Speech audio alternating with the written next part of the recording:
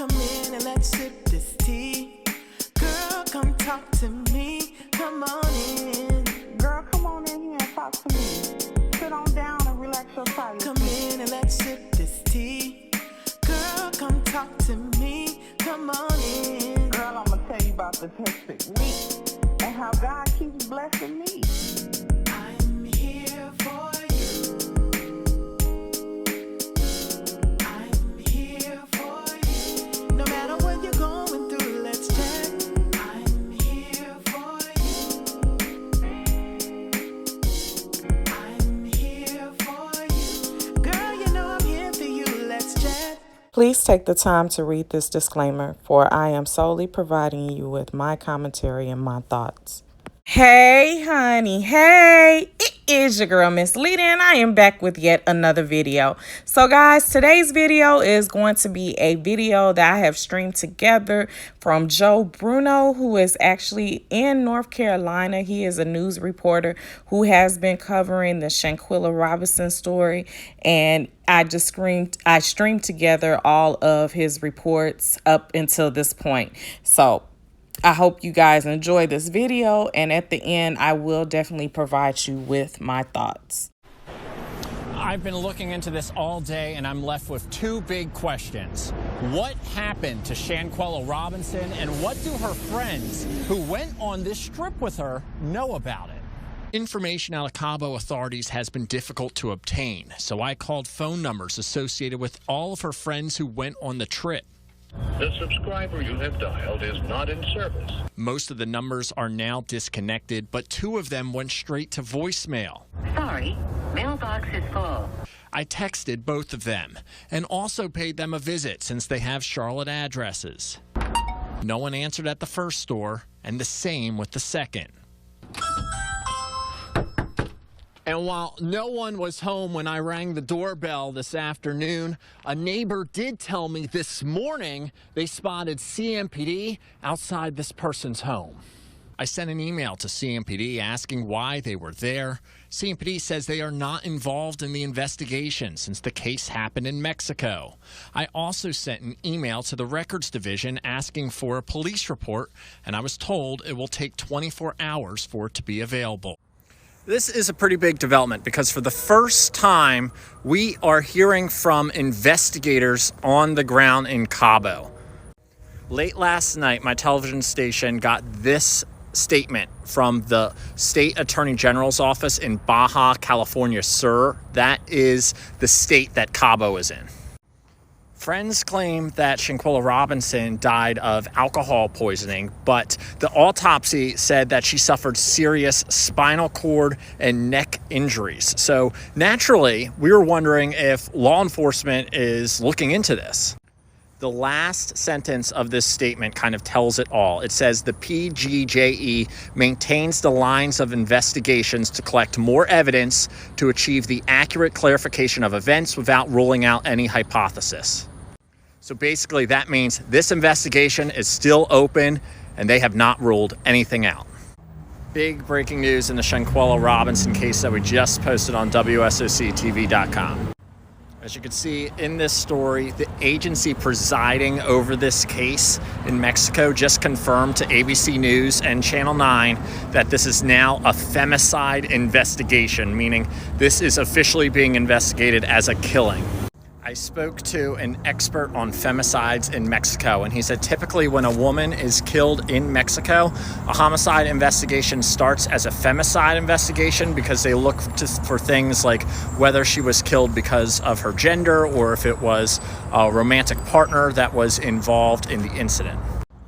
So femicide is a type of investigation when a killing is involved. And depending on the findings, it could turn into a homicide investigation, which is what people in the U.S. are mostly familiar with. Shanquella Robinson's friends told her parents that she died from alcohol poisoning.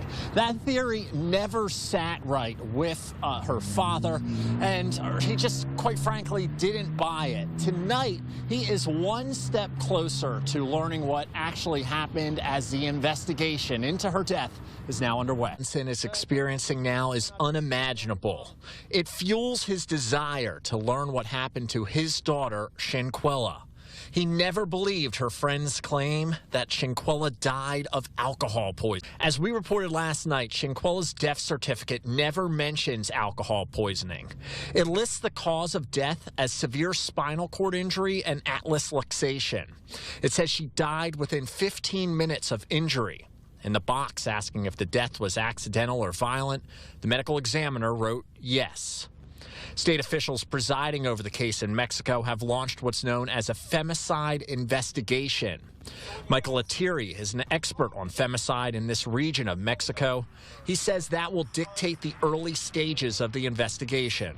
It is supposed to be investigated in a very particular way that's sensitive to the gender dynamics of the crime. Attiri says when a woman is killed in Mexico, authorities are often required to open the investigation as a femicide.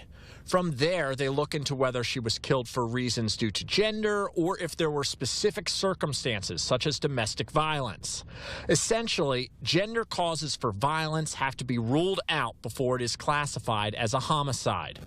Attiri says attention on this case could help it be resolved. That it is an American, though, means that there will be additional pressure on the Mexican government and the state government to resolve the case, and I think that will likely lead to a resolution. Robinson says he wants justice and he won't rest until he gets it. That's all I ask the Lord to do is just give me justice, not to let my daughter die in vain, man.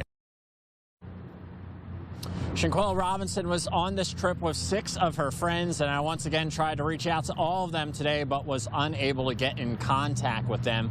I did learn from CMPD why police were outside one of her friends' homes yesterday, and I was told by the police department they were investigating alleged threats, but no arrests were made. A huge development in the Shanquella Robinson case. We just posted this story to WSOCTV.com. The FBI tells me they have officially launched an investigation into Shanquella Robinson's death. This is a big deal because before they sent me this email today, all the FBI would say was that they were in contact with Shanquella Robinson's family. This guy right here to my right is Chris Swecker. He is the former assistant director of the FBI, and he says this announcement that the FBI has launched an investigation is a huge deal. Because keep in mind, all of the friends that she went on the trip with are back here in the United States. So the FBI will have a much easier time getting a hold of them than Mexican authorities. He also says you won't have to worry about any conflicts of interest with Mexican police since this happened in a tourist area. He says it's infinitely more likely we'll see a resolution now that the FBI is involved. To this point, the FBI was just saying that they were in contact with Shanquella Robinson's family. Now they're taking it a step further, saying they are officially launching an investigation. The former assistant director of the FBI tells me this is rare and a huge deal. As questions swirl around the mysterious death of Charlotte resident Shanquella Robinson, state officials and police in Mexico are no longer just on the case. A spokesperson for the FBI tells me the Charlotte division has officially launched an investigation. But it is necessary because the Mexican authorities just don't seem to be capable of investigating this fully without the help of the FBI. Former Assistant FBI Director Chris Swecker says the FBI is invoking extraterritorial jurisdiction. It's a rare step that requires approval from the Department of Justice. It's taken when there is a reasonable belief a crime was committed and increases the likelihood of finding out what actually happened. It makes it infinitely more likely that the case will be resolved. As the investigation starts, her friends, who didn't go on the trip to Cabo with her, say Shanquella would go above and beyond for people she cared about. She was just always there for me, like all the time, like no matter what. It doesn't matter what time, what place, like where you are. She was a genuine person. Like she had her heart of gold, like no ill bone in her body. They want answers and accountability for their friend's death. I would like everyone involved to be sentenced. I would be at peace knowing that she gets her justice. But keep in mind, the friends that she was on that trip with are back here in the United States. That's a key factor into the FBI being involved, because it's a lot easier for the FBI to get a hold of them. Swecker also says another advantage is you won't have to worry about Mexican authorities investigating this case and any possible conflicts of interest since it occurred in a tourist area. Brooklyn Nets guard Kyrie Irving donated $65,000 to the family GoFundMe for Shanquella Robinson.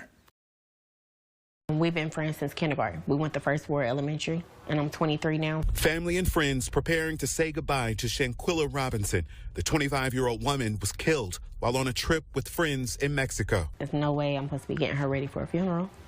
I'm not with her mom and her dad. We spoke tonight with one of Shanquella's closest friends, Khadijah Vincent, not long after she told us she visited the funeral home to help prepare Shanquella's body. We went to the funeral home. We dressed her, did her hair.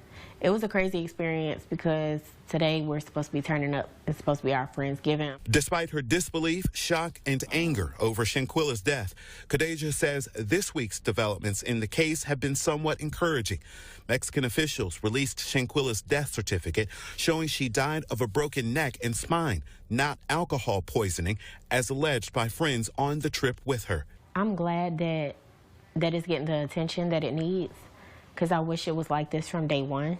Even though it took nearly a month to see the acceleration in the case we saw this week, Vincent has no doubt where the FBI investigation will lead: answers and justice. Because I know Quilla. If you know Quilla, she always get her way. So she gonna get justice, so I'm not worried about that. I'm more so disappointed that she was around people that she thought were her friends. After it has been alleged that these people not only took her life and stole from her, they tried to scam her family. I feel like these words should resonate in their head every single day. It's my friends for me. It's my friends for me. It's my friends for me. Okay, guys, so you want my thoughts. I know it has been a lot of rumors flying and a lot of various things going on.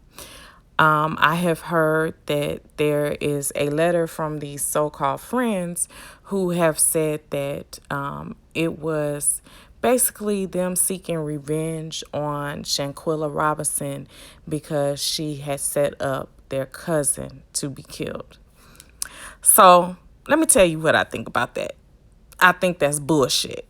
That's what I think that is. I think this was their way of trying to alter what they did and trying to justify what they did. But in actuality, what they failed to realize, they just incriminated themselves. And how brilliant are you to have a letter of that magnitude to surface? One, you're saying that you set her up. Two, you're saying that it was premeditated murder because evidently you guys had to have some type of discussion pertaining to this and what you were going to do, how you were going to maneuver.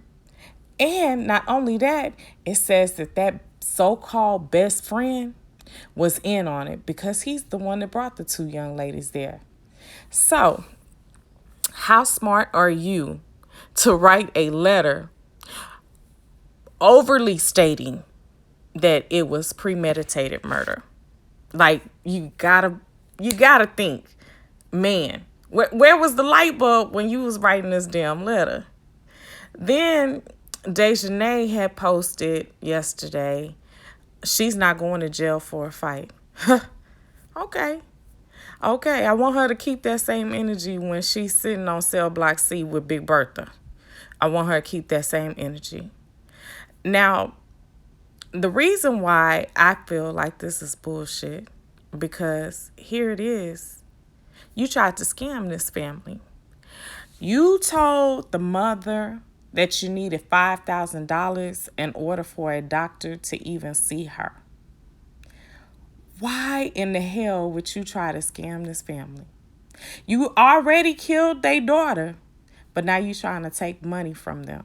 And then not to mention that the daughter paid for some of you guys to come out there.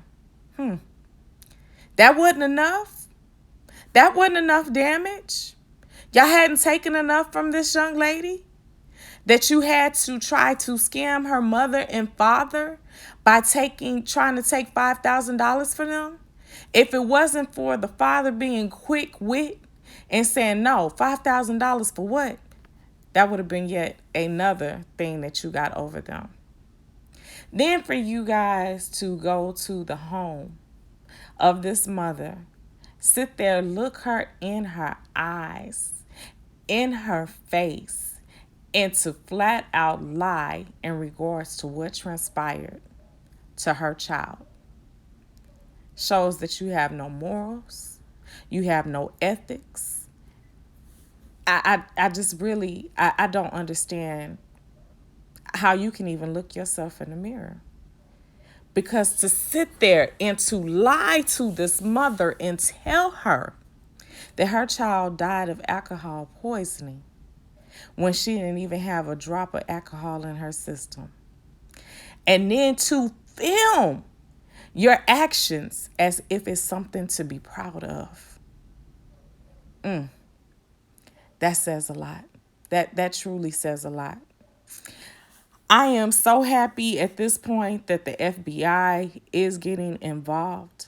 My first concern was I didn't know if they would be able to get justice because Mexico was not North Carolina's jurisdiction. But however, it's a terrorist area which is within the FBI's jurisdiction, and they are able to get some type of resolution. I pray that this family gets the closure that they need.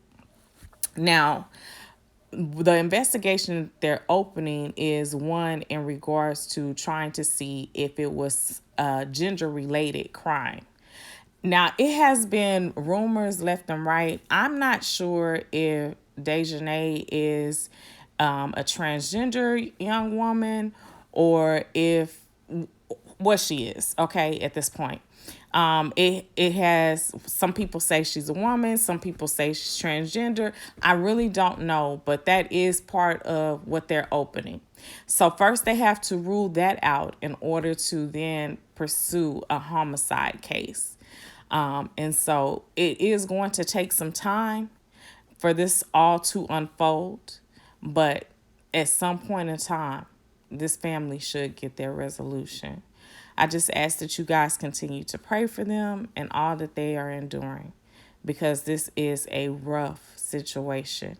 But it was so amazing to see that North Carolina stood up for this young lady.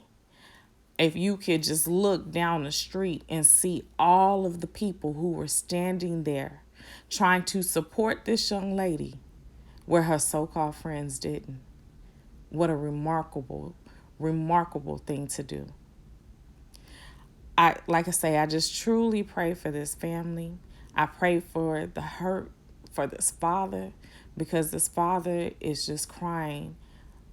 And he said, you just don't know what you've done to me.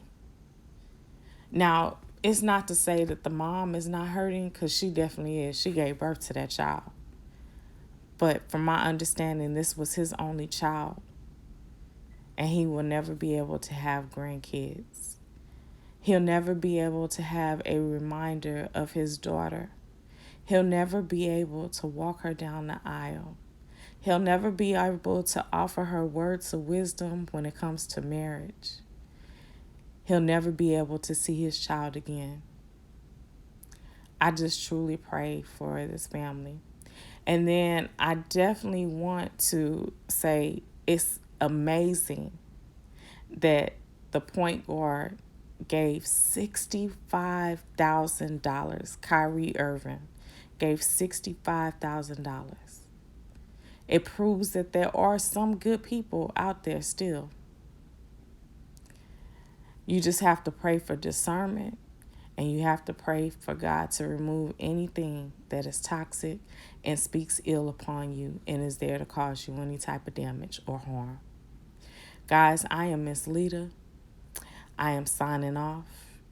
I want you guys to know that I'm opinionated, I'm unbothered, and I'm always be unapologetically me. Until next time, y'all. Until next time, I'm saying bye, honey, bye. Guys, remember to make sure to like, share, and subscribe to this channel. And as always, thank you for watching. Come in and let's sip this tea. Girl, come talk to me. Come on in. Girl, come on in here and talk to me. Sit on down and relax your tired feet. Come in and let's sip this tea. Girl, come talk to me.